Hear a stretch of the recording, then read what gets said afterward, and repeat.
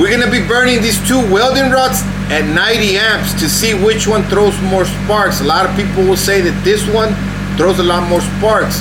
Don't make fun of my Stinger, it's missing the insulator, but I am gonna be using the welding machine that I'm giving away. It's a Miller Pro 400. If you don't know the details, go to our website, raw-shield.com. All the information is there, you can win it. Let's get into it. Let's start with the 5P Plus.